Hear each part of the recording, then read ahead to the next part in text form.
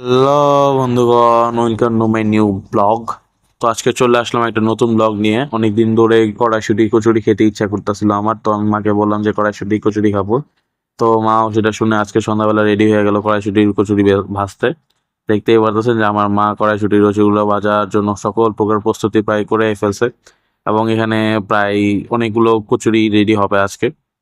তো আজকে রাতের খাবার হোক বা সন্ধ্যার খাবার হোক, যেটাই হোক, সেটা আর কি খুবই জমজমাট হবে। মেনলি সন্ধ্যার খাবারের কথা হইলো, রাত্রে আর খাবো বলে মনে হয় না।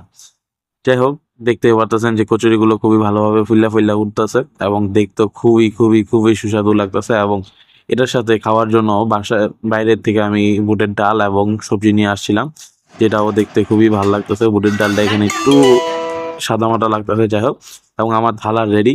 প্রথমে বুটের ডাল, তারপরে সবজি, তারপর কড়াইশুঁটি কচুরি। প্রথমে তিনটাই নিয়েছিলাম, বাট খেতে এতটাই টেস্টি হয়েছিল যে আরো একটা নিয়ে নিয়েছি। তো কিছু করারই ছিল না, খুবই টেস্টি হয়েছিল ভাই। বিশ্বাস করেন, মারাত্মক লেভেলে আমার কাছে ভালো লাগছে এই কড়াইশুঁটি কচুরিটা। এবং কড়াইশুঁটি কচুরি খাওয়ার পর আমি আমার মাকে আবার বললাম যে আমি আবারও কালকে কড়াইশুঁটি কচুরি খাবো, তুমি কড়াইশুঁটি কচুরি বাজবা। যাই হোক, আমার কাছে খুবই ভালো লাগছে কড়াইশুঁটি কচুরি। আপনাদের কাছে কেমন লাগে সেটা অবশ্যই জানাবেন। আজকের জন্য এটুকুই, সকলকে ধন্যবাদ, বাই।